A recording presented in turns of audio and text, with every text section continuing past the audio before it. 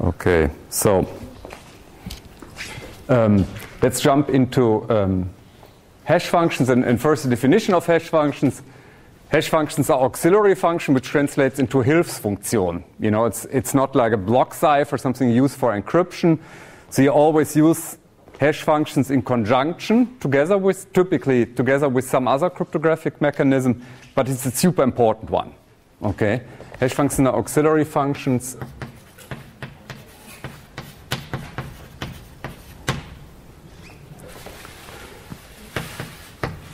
In cryptography,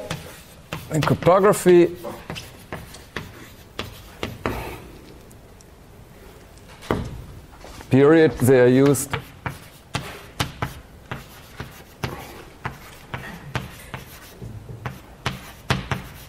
e.g., for example, for signatures, you know, this is what we are doing today here.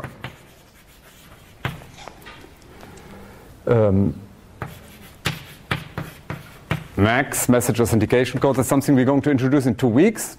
Don't worry if you don't know what I'm talking about. Key derivation. Schlüsselableitung. Again, this is stuff we do towards the end of the course. RNGs. Anybody remember what RNGs are? We did that in the 3rd or 4th week. That stands for sehr gut, random number generators. Blah, blah, blah, blah, blah. So we use them. Essentially what I'm trying to say here, as soon as you have a real-world crypto implementation, there's a very high chance you're going to end up using hash functions. Okay. The way I motivate them, and some other books do that, and I think it's an excellent way, is to motivate them over digital signatures, which is maybe the historical main application for them. Okay. So let's look at a motivation. We look at digital signatures, okay, and I just do the beginning of the protocol. Exactly the stuff we did the last 2 weeks. So we have Alice and Bob. Alice starts with distributing his public key. Then he has a signature function, whatever that is, you know, to sign his email. X using his private key. And then he sends message X and signature S over the channel, and Alice verifies, blah, blah, blah, blah. Now let's drill a little bit into the details. What happens here, the signature? How does this look in the real world? If we use RSA at this point, the digital signature algorithm tells us to compute S as x to the d mod n, one exponentiation, right? We're already on board, very easy so far.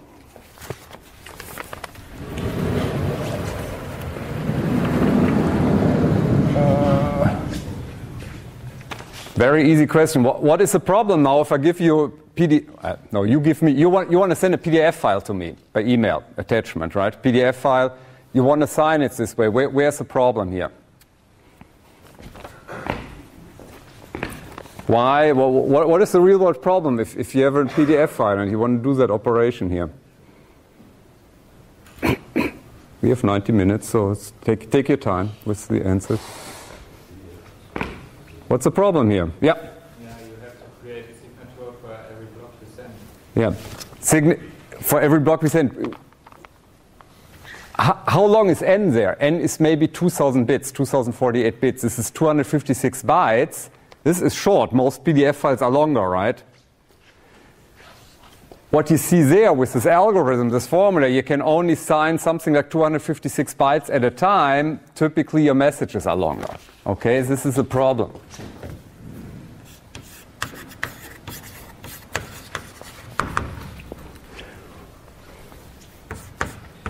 X is restricted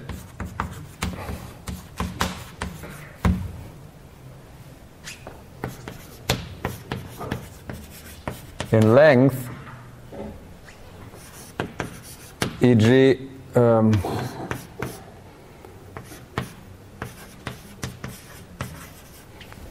X is shorter than 256 bytes, okay?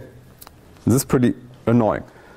So what do we do? Let's say we have a message of 1 kilobyte. So let's say 4 times this length. What would we do? Probably the ad hoc approach for signing is the following.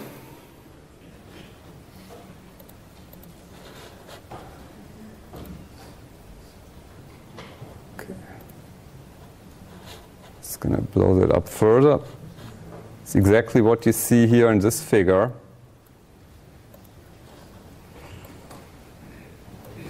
Okay, so this is probably what most people would think this is how we can deal with the problem.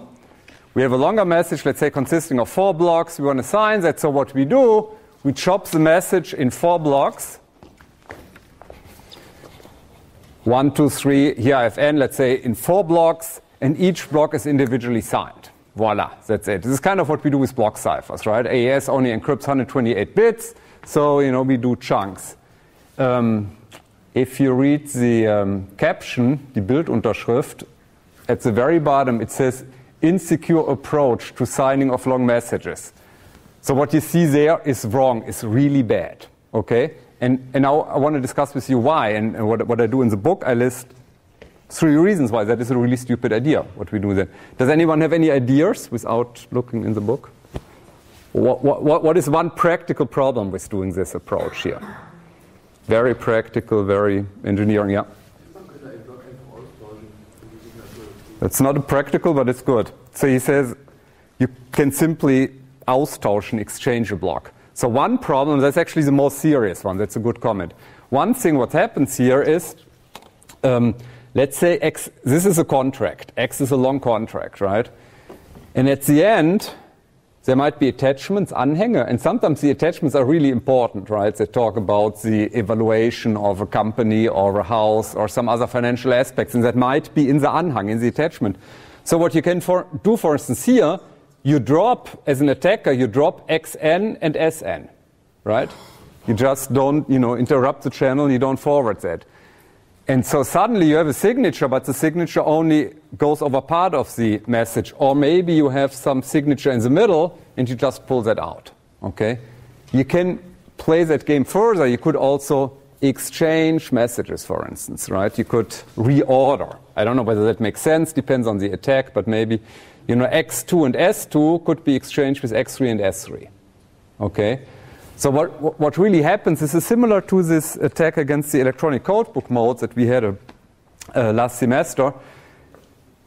This is secure, that means the signature works. You have integrity, non-repudiation, blah, blah, blah, but only on the block level. But here you don't treat the message as one big message, but as n individual message. This is not good. So very good. So security-wise, this is already bad. Can anybody come up with another reason? Why? Practical reason? Ja. Ja, man hat da ziemlich viel zu verschlüsseln. Ja, man hat ziemlich viel zu verschlüsseln. It's a lot of work. Remember, this is one of this really bad, for instance, RSA exponentiation. So what you have here, if you have a long message of let's say 1 megabyte or so, you have a few thousand, or let's say 256 megabytes. This is not gigantic nowadays, right? But we can only sign 256 bytes at a time. If you have 256 megabytes, it means we have to do, n would be 1 mega, 1 million. That means you have to do 1 million RSA exponentiation to do one stupid signature, okay? What this really means, what we suddenly have to do, we have to use public key algorithm, asymmetric cryptography, and run our whole message through an asymmetric algorithm. This is bad, okay? That would be really, really slow. So there's another reason why we don't want to do this approach. First, it's unsecure, and then it's really slow. Okay, so forget it. Yeah. Okay, we're not doing it this way here. Okay, and that's a third reason. Oh, the other thing is message overhead. I don't want to go into that. Okay, so there are at least 2 reasons why this is really stupid. Okay, so the question is, what else to do, and the answer to what else to do is we use hash functions, okay? The solution to this problem is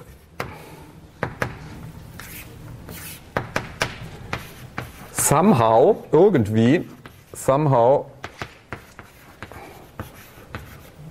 compress the message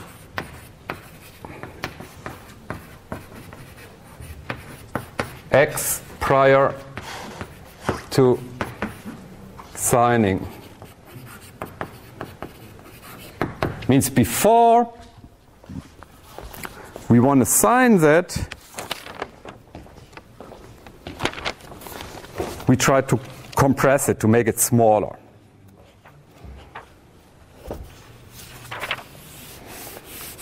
Okay, so what would that give us? So instead of doing the stupid thing here, I just told you don't do what you see on this drawing there on that figure. What we would like to do is, and this is actually a very, very important picture for the rest of today, maybe for the rest of your life if you stay in IT security. So what we do with x1 to xn, this really long message, 256-byte PDF file, you feed that in some kind of function, h, the hash function. What you get out is hopefully short enough so that you can feed that into the signature operation. And again, signature is RSA, something very arithmetically intensive, long operands, square and multiply algorithm, blah, blah, blah. So this is slow, but you only do that on a short output here. You do only do that once. This is what it boils down to, and the output is S. So this is what we're trying to do. Okay, this picture is today. This is a lecture today and actually next week as well. Okay, so designing,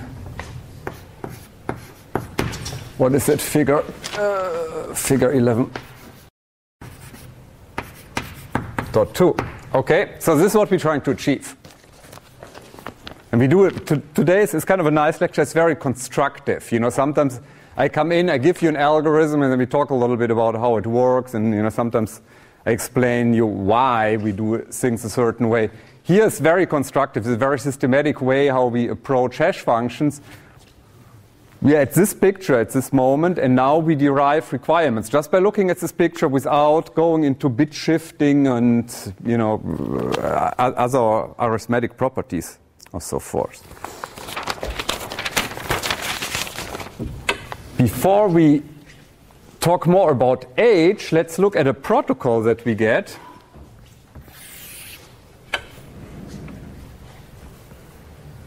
This is basic protocol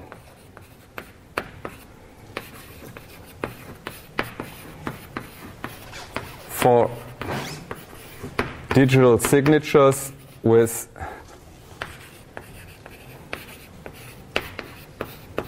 hash functions. Okay, if I do w/v/, that means with. So we do kind of a modification of the protocol you see there.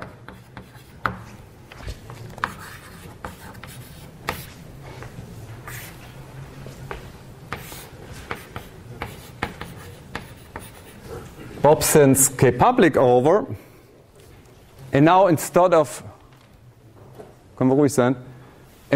signing x directly, because again x is 256 megabytes, we compute something very nice and short, which we call z here, z, which is h of x, which is a picture there. Okay, you compress it, compress in quotation mark.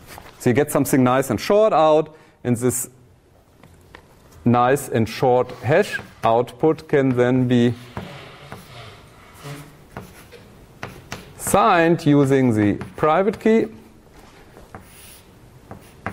What you send over is the, as before, you send over message and signature. Nothing changes.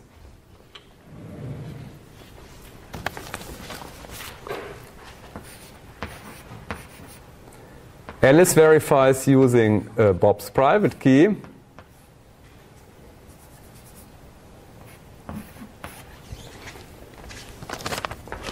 What are the inputs for the verification algorithm? Obviously S. What is the other input? What do we have to feed into the... What? Sehr gut. What is the other input for the verification function? Yeah. Z, exactly. So, very important. We signed Z here, right? So we have to verify that, okay? In particular, neither at the signing side nor at the verifying side, the message is directly involved anymore, okay? So one practical question, how does Alice know what Z is here? What does she do? How does she get Z here? Z value. Yeah. She has a hash function. She goes in a bookstore, buys my book, and looks how age is being computed. She goes to Wikipedia, right? So she recomputes the hash and uses that as the input here. Okay, so that's it.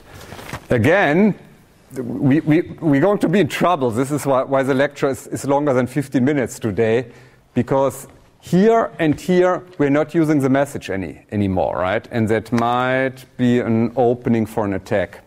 And it is an opening for an attack, okay? And of course, the output of the verification process is go or no go, right? True or false, 0 or 1, right? It's a valid signature or an invalid signature, okay? So, this value Z is a fingerprint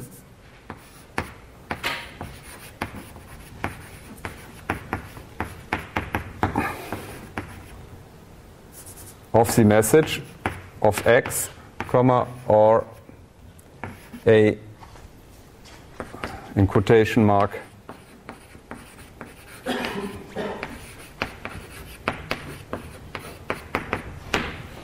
message digest.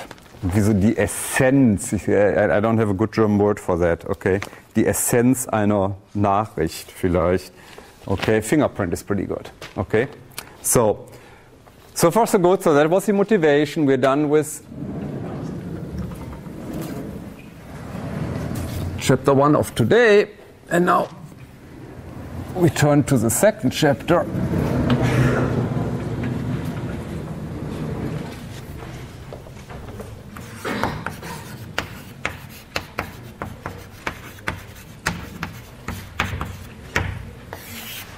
Oh, I have one announcement to make in German. Wahrscheinlich sind wir heute ein bisschen früher fertig. Danach gibt es eine wissenschaftliche Umfrage von einer Kollegin hier. Wäre super, super nett, wenn Sie alle noch ungefähr eine Viertelstunde hier bleiben danach. Ist eine spannende Sache, ja? Okay, wir probieren so kurz nach halb Schluss zu machen, ja? Fände ich super nett. Danke. So, Requirements.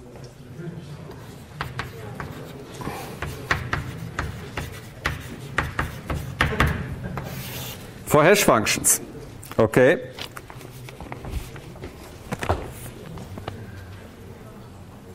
And we start, which we rarely do, really kind of a to-do list, what would be nice to have in an algorithm. Again, normally we do it the other way around. I give you an algorithm and then we discuss it.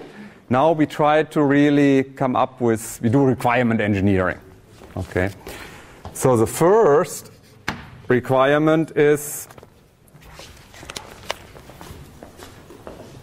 why did we get into this mess? Because why did we introduce hash functions here? Because we have real problems.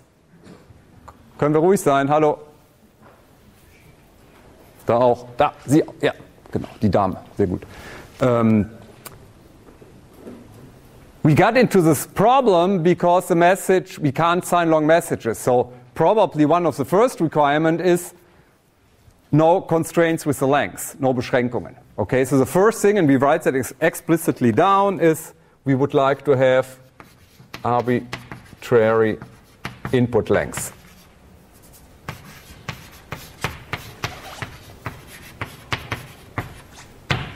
Okay, so we don't want to construct a hash function that works with 256 megabytes, but if you have 260 megabytes, it doesn't work anymore, and we have to do again some block size stupid thing. We want to just have a function that works with any bit length. You know, whether we have a short email maybe consisting of 10 bytes or something of, and this actually happens, you compute a hash over your hard disk, right? 50 gigabytes. We only want to have one function. We always want to do this type of operation here, okay? That was the input. Then at the output, what we saw, the only thing that we can sign very well with standard algorithms is something like a few hundred bits, really. So what we would like to have in order to be able to always sign is fixed, short output length. Okay. So again, this is essentially, look at this picture, and these are, you know, the requirements we have. Okay. One problem we saw before, you know, when we looked at this naive approach,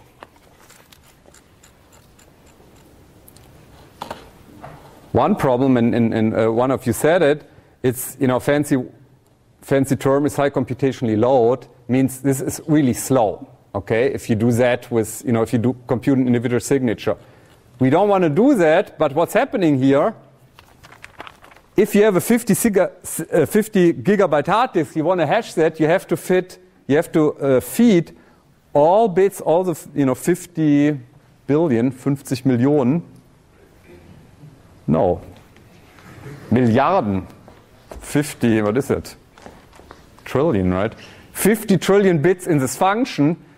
You don't want to wait a week, right? So the third requirement is it should be fast, okay? And rather than fast, we call that efficient, but we really mean fast in hardware and software, blah, blah, blah, blah, blah, okay? So this was easy, okay? What you will see now,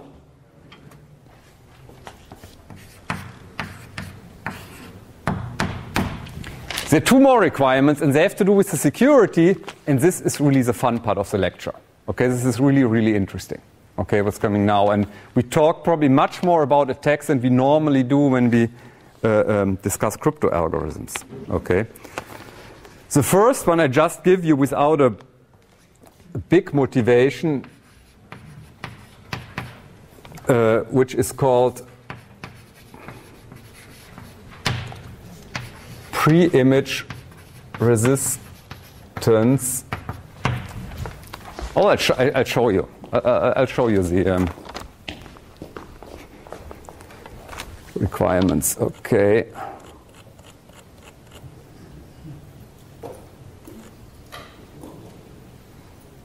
Maybe let's talk about this first. There are all good pictures in the book here. Okay. So one thing, what we would like to have with hash function is the following. This is kind of the first two requirements. Even if I have kind of a longish text here, there's actually the beginning of Alice in Wonderland here. If I feed that into the hash function, I get a fixed output. If I have a different input, I still have a fixed output, right? The output length is always the same, right? In this case here, it's 8 hex characters, 32 bits, okay? What is also important here is I'm not a crook, ich bin kein Betrüger, and then I'm not a cook, which looks almost the same, almost sounds the same. What is important, what I'm trying to convey with this picture here, if you look at this output and this output, the output should completely change. Okay? This is should be very sensitive. You know, one bit flip in the beginning, you should get something completely different out. Okay, so this is a little bit, you know, the first three requirements, a little bit security. So now comes this point 4, 5, and 6, which are called pre-image resistance, second pre-image resistance, and collision resistance. Okay, and this, again, we're going to talk about that for a while. So pre-image resistance, or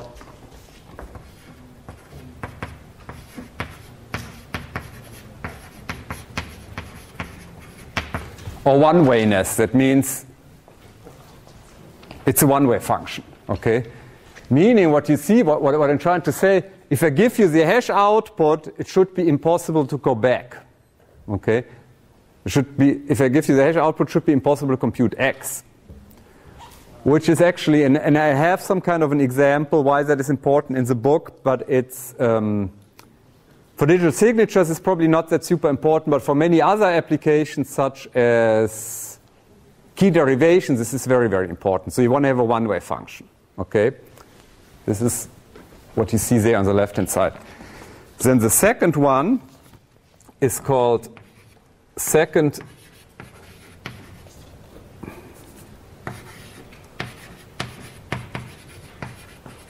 pre-image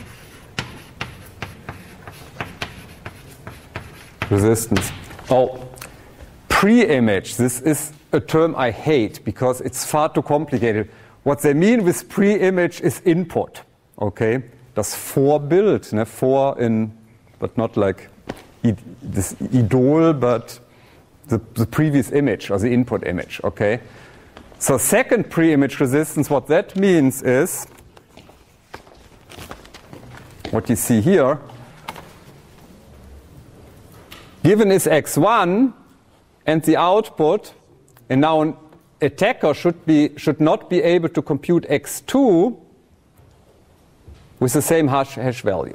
Okay, and why is that important? Second pre-image resistance.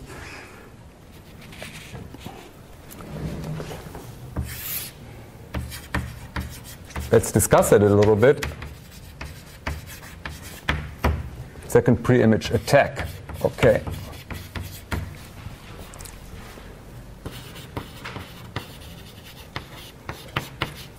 Assume the first message is transfer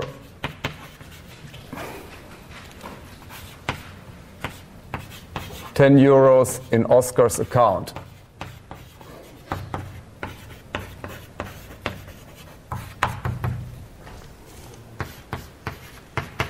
Let's say this is a message that Bob is sending, right? You know, she's transferring €10. He's sending that to his bank, and it's digitally signed, so it's coming from Bob. So now for Oscar, if Oscar wiretaps, it would be very interesting for Oscar to change the €10 into 10,000 euros, right? Okay. So what happens if Oscar can actually do that? Oh, and let's say this is true, and I mean, coming up with this ASCII characters is easy, right? But there's this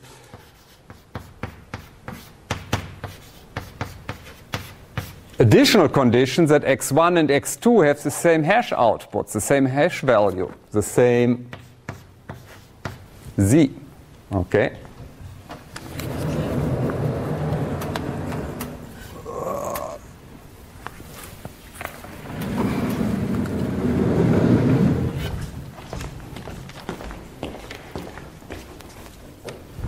So let's say we do that. And Bob has x1.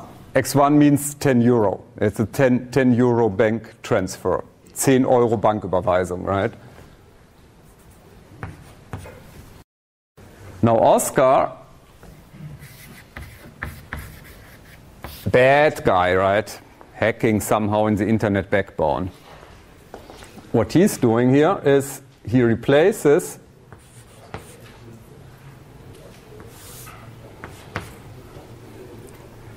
that message by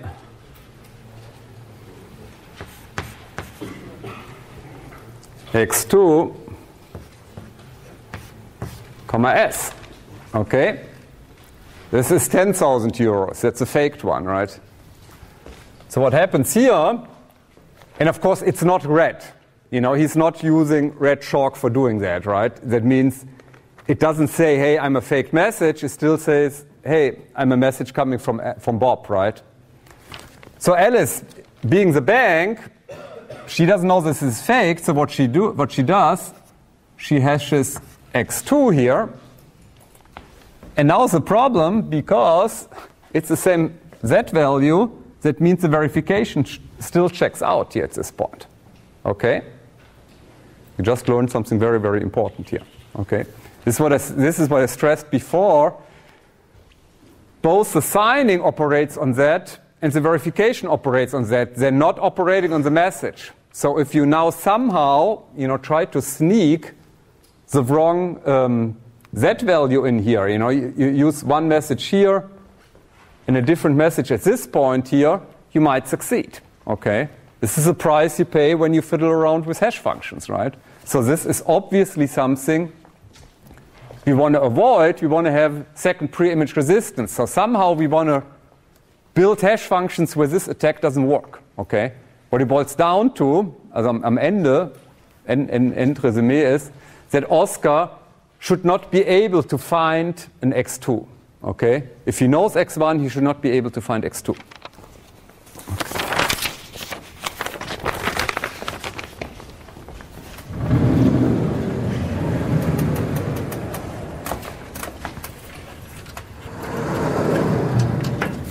Another word which actually I like a lot is weak collision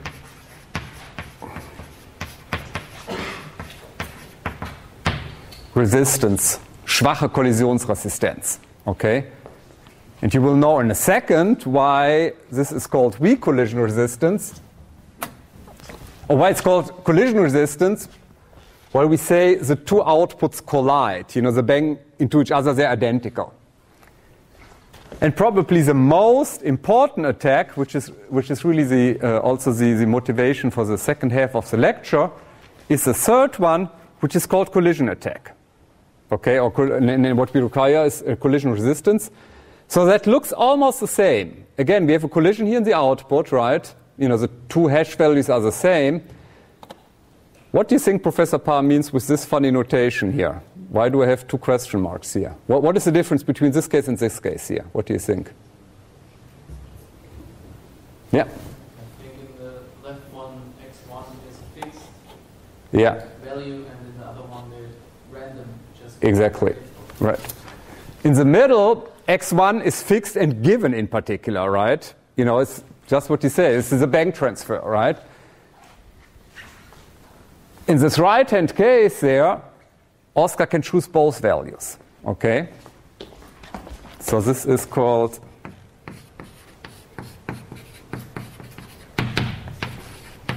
collision resistance, Kollisionsresistenz. Almost the same word in German. Okay?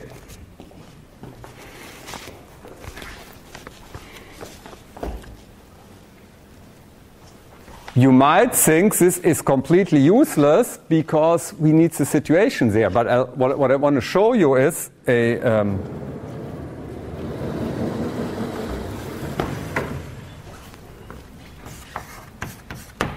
collision attack. This was the second pre-image attack or weak collision attack, and now I want to show you a collision attack.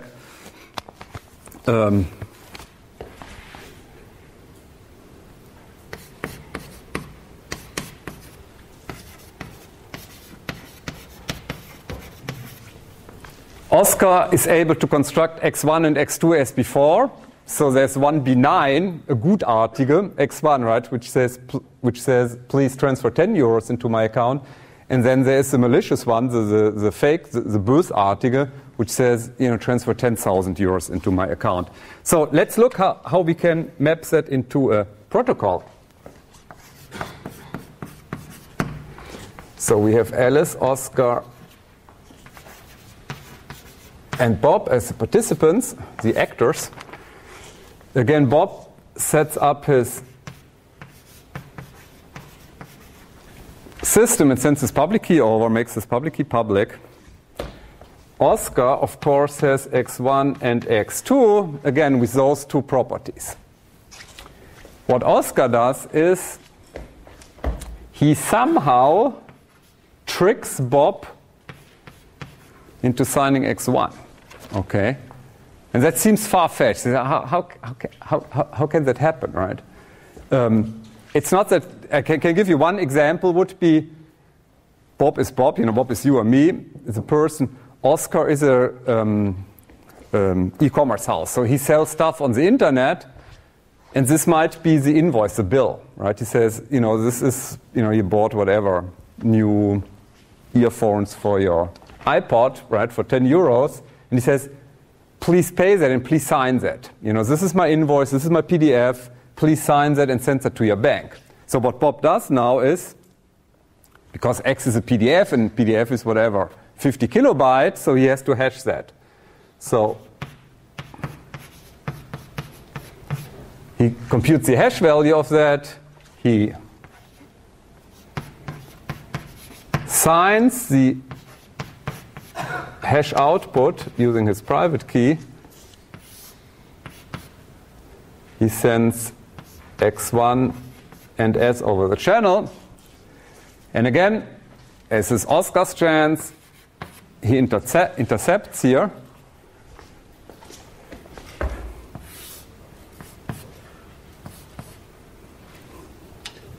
And he replaces this file which says, this earphones cost 10 euros with the message, this earphones cost 10,000 euros. Okay? And again, then Alice is a bank. Alice knows the public key of Bob. So first thing she does, she rehashes. And then she verifies.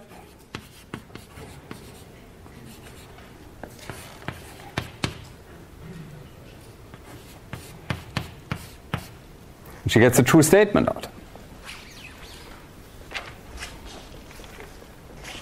Okay. Again, it's a little bit more complicated. I'm not saying this is just the same attack, and it's definitely a little bit more complicated on Oscar's side because he somehow has to trick Bob into doing that. But we can imagine that something like this could happen. Okay. So these are, and right now we haven't talked about much more, but these are the requirements here, and we should probably put that in a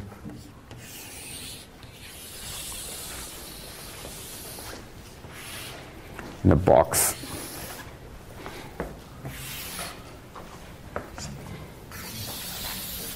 They are in the book. Actually, in the book I have a different sequence. A few pages later, you find exactly this listing of requirements here.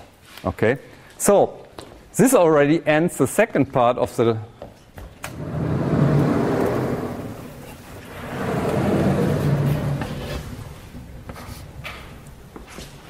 Now we come to the third one, which sounds kind of the fun thing, birthday paradox, right? But this is the hardest part, okay? So if you slept until now, this is not great, but it's okay, right? You look at these pictures, it's the lecture notes of your body, and it takes you probably 20 minutes, you understand what we did in the last 40 minutes, okay? The following part, please pay attention, including row number, 8. Please pay attention with what comes now. This is a cool part too. Okay? It's a little bit mathematics involved. Things are not completely obvious, blah, blah, blah, blah, blah. Please stay awake. Okay? Main part.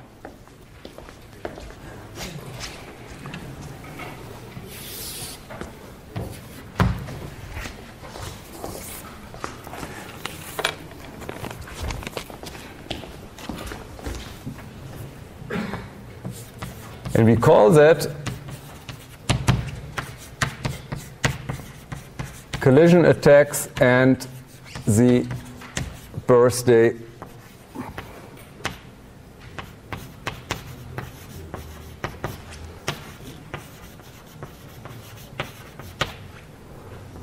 paradox.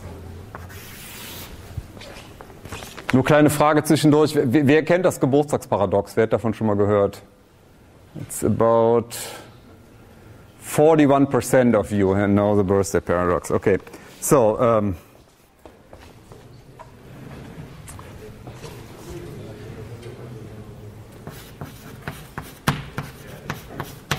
collision attacks are much harder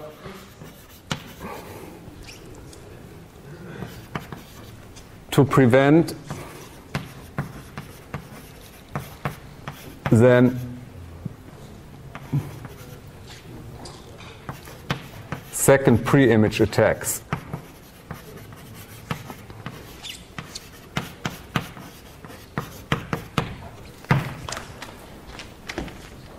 So what I'm saying here is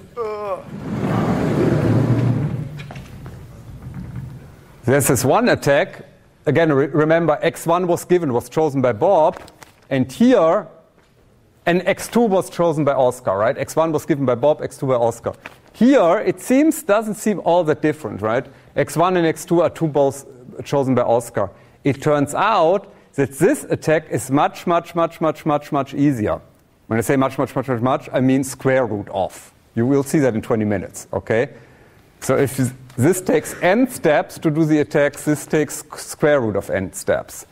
If this is 1 million steps, what is square root of 1 million? Wurzel von einer Million?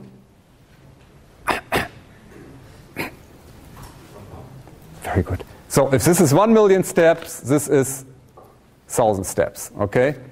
If this is 100 steps, this is 10 steps. This is what it boils down to. That means this is a much more powerful attack and which causes a lot of trouble. And I forgot to say that.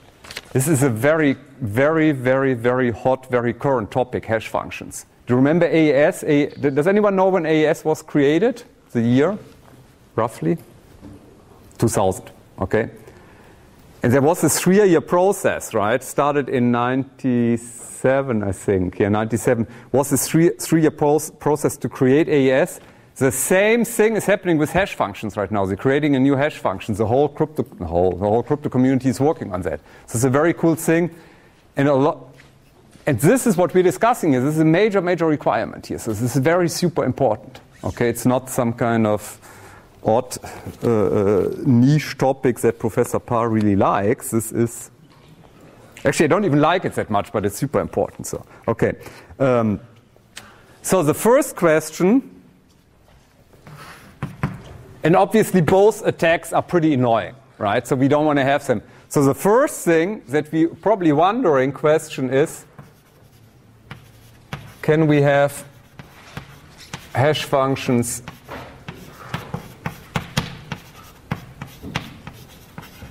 without collisions?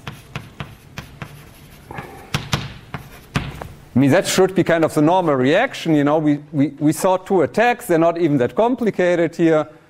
Okay, so let's build a hash function that doesn't have collisions.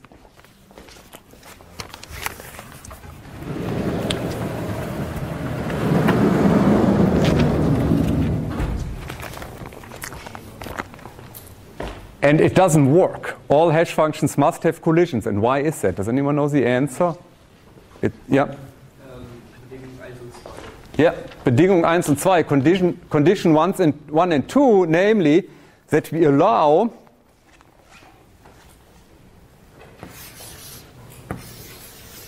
this is our input space, we allow arbitrarily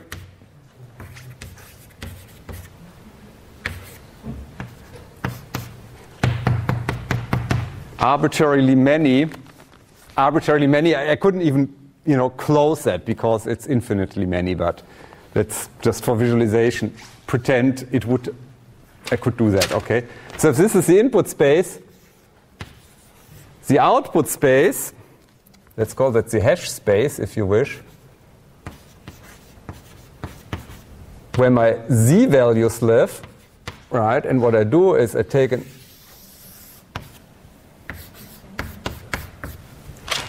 I carry them over, right? I do this mapping here. This is smaller. Okay, and this is a counting argument, an Abzähl argument, right? Let's say if we have, give me a number here. Let's say in practice this is 2 to the 160, which is huge, right? But as soon as I have if this has a size of 2 to the 160 plus 1, I must have at least 1 collision. Is this clear? Yeah. So fancy term is, so we have, since x is much, much larger, this is the x space, this is the cardinality, the size of the input, much, much larger than the size of the output space, we must have collisions must exist.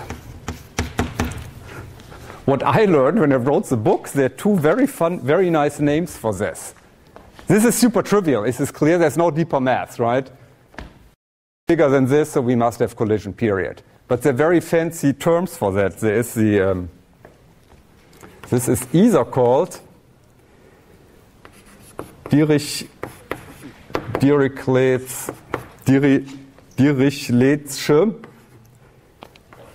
draw principle, Dirichlet'sche Schubladenprinzip. I think he argued with socks, with Socken, right?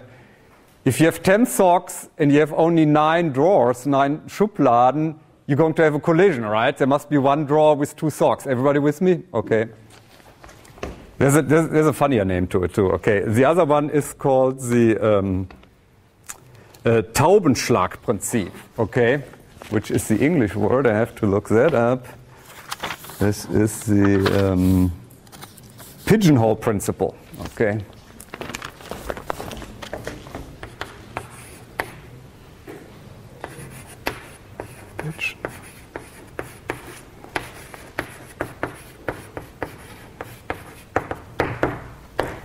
Any Taubenzüchter here? Anybody who has pigeons at home? What?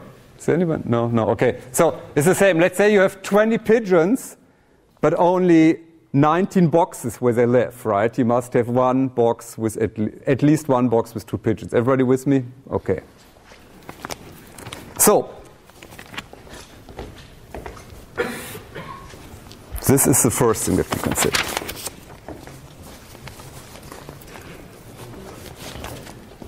Since they always exist, one thing is that we could do is that this is really bad. This was a very entertaining 45 minutes. It doesn't work, right? Because you can always find a tag. But this is not true. Don't give up that easily. So the next best thing we must do in our conclusion is that we must have a situation so that we must make collisions very hard to find. Okay, this is the quest. This is the challenge. This is the Herausforderung. Okay.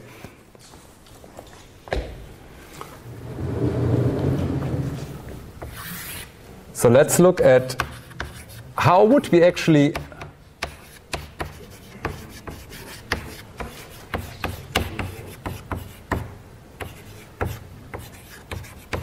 do such an attack. Okay, so we look at this scenario here. Okay, given is x1,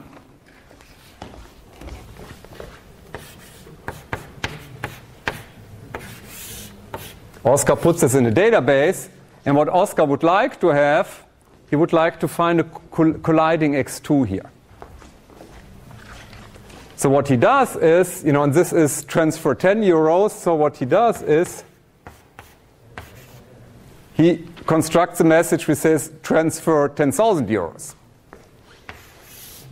He hashes that, and what he has to check is whether they are identical. Right? This condition up there must be fulfilled. The chances are pretty low, probably, it has to do with the bit length here, right? If you have n bits here. Probably it doesn't work, okay? So you could say, oh, it doesn't work, it's safe, but what Oscar could do is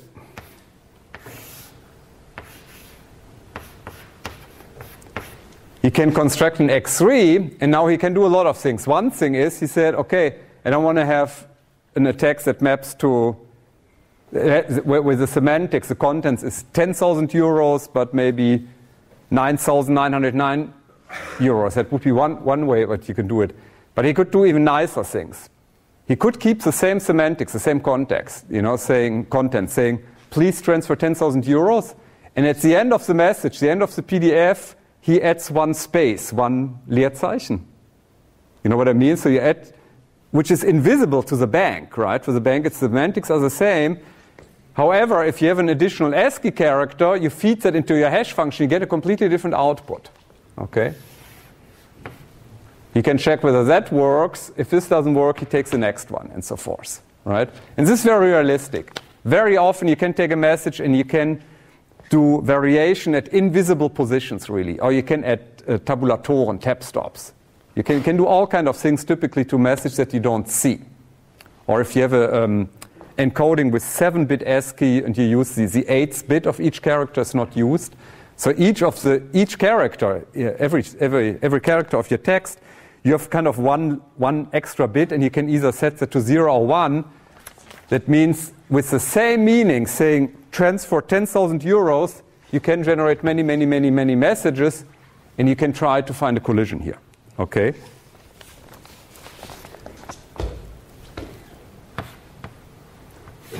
If, let's say,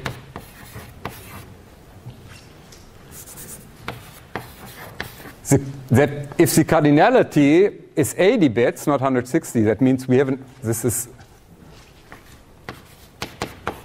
80-bit output here, then attack requires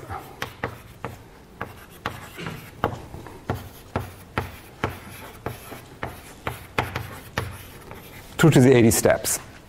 Okay? Every time we have a new input, we get a pseudo-random output, pseudo-random 80 bits, and you have to run that roughly 2 to the 80 times until you find a collision. Okay?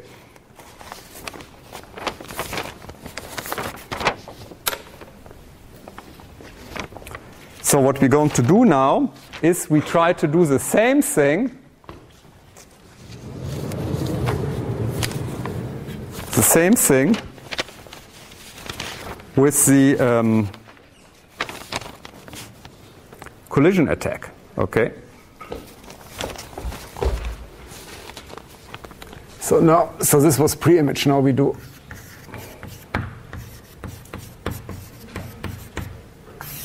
collision attack. Okay. So it turns out that this is closely related to this problem of, let's have a party, and how many people do we have to invite so that 2 people have birthday on the same day?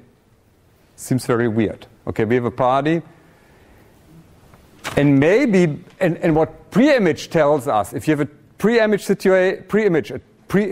birthday collision, what that would mean, my birthday is July 18th, okay, and the question would be, how many people do I have to invite so that there is at least one other person who has his birthday on July 18th? What do you think on average, how many people do I have to invite? What is your gut feeling? You're all engineers. Any ideas? And on average, I mean, I could have bad luck. I could invite 1,000 people, and none of them has, has birthday on the July 18th. But on average, what do you think? Yeah. 30 or 40? No. Much more. Yeah. 20? How much? 200. No, 200 is good. Yeah. Close enough. About 180. Why is that? With everybody coming in, I think it's half of 365. This is what I need to do. Okay. And this maybe what we kind of expect. If you're coming in, you have this one chance of hitting it right. So on average, I need 365, right? Is that all right? Yeah, on average I need 365 people, so big party, okay? On average I need 365 people to have that. Again, I could be lucky, the first person walks in and I said, oh, July 18th, right? We have a collision. I could have 1,000 people who don't have July 18th birthday, but on average it's 365. So it turns out if I slightly change the requirement, I said, I want to have 2 people that collide with the same birthday, but not July 18th, but any day of the year. Okay? And what we do is a little bit experiment. I'm handing this sheet around, okay? You put down your birthday, not the year, okay, day and month. It's very easy. I'm not going to explain that. And as soon as we have a collision, you know, jump up and yell, okay? And then we start here, okay? So as soon as you have a collision, say... And don't worry about the sheet. Look to me, okay? So...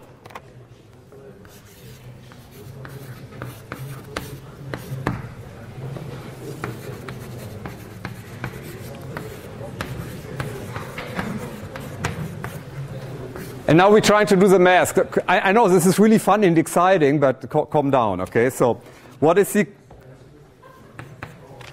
likelihood that we start with a small party? It's me and one guest. So what is the chance that this one guest also has birthday on July 18th? Exactly this, right? Pretty small likelihood. Okay. The chance that he collides with me is 1 over 365. Chance that he not collides is 1 minus that. Okay.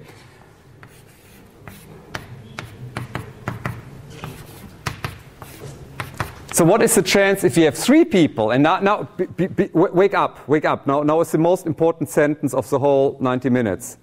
Alle wach, hallo. Most important sentence. So we have 2 people, okay? The third person enters. This third person has now choices. This person can collide with me or with the second person that's already in the room. Okay, that means the probability changes here. This is a chance that the first person collided with me. The second person has much more choices. Second person can have this likelihood. Okay. If we continue that, and let's look what happens if you have T people, T Person.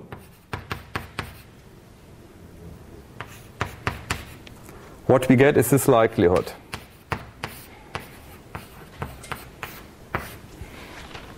Do we have a collision yet on the paper? No? No? Start yelling, okay, if you're there. Okay. So, it turns out for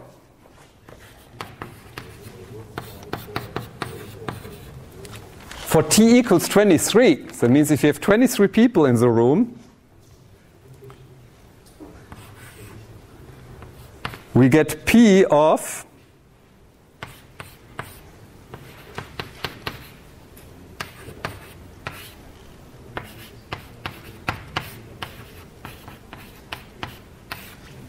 the pi symbol running from 1 to 22.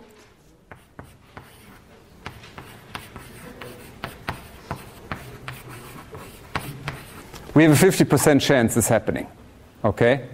And that's a birthday paradox. This is not 365 anymore, it's 22. Okay? And if you do the math, this is roughly the square root. Okay? So now we're going to talk more into that. What's happening cryptographically speaking is we start here.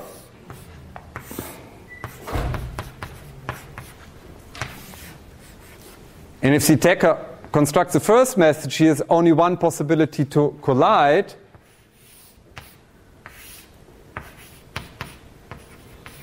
If you construct the second message, before you could only compare it with the first one, but here you can compare it with this and with this.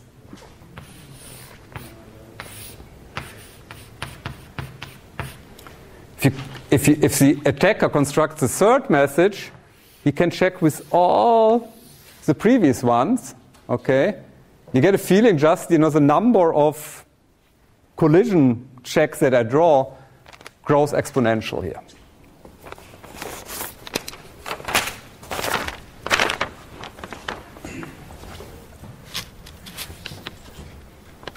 And now let's try to derive an expression for a hash function. Do we have a collision? 9? Okay. Should be 23 people roughly, okay, so.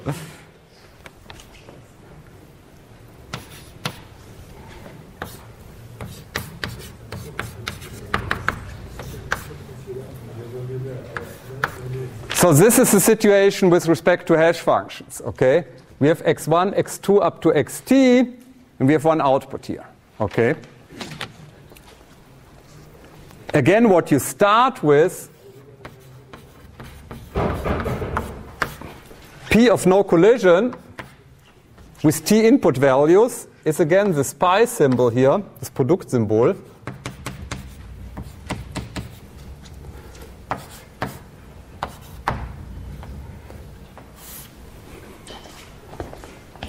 And before 365 was the output space here, okay? What is the output space here? How many before we had 365 possible outputs, all the birthdays of the year. How many output values do we have here? Does anyone know how big is the Z space here? How many possible Z messages do we have? Yeah. 2 to the n, exactly. Very good. Very, very good. Okay. So,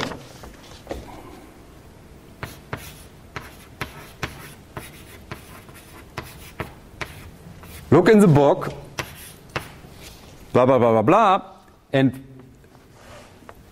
at the end you get the following very, very important formula out.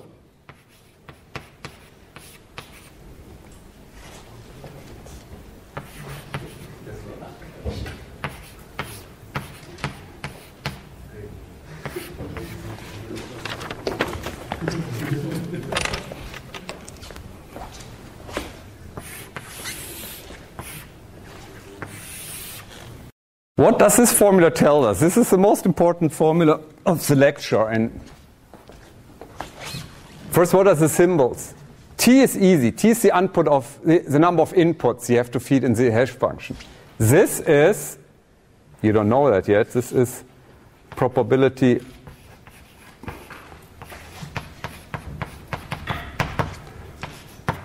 for at least one collision.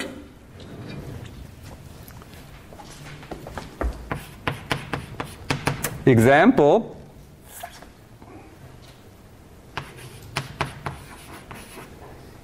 if you have 80 output bits here, which was actually, by the way, 80 output bits were sufficient for a second pre-image resistance. Now let's assume we have 80 output bits. And we want to have a 50-50 chance of a collision, okay? If we plug that into the formula, yeah. I forgot the Wurzel, yeah, okay. Most important part, very good. If I plug these numbers in here,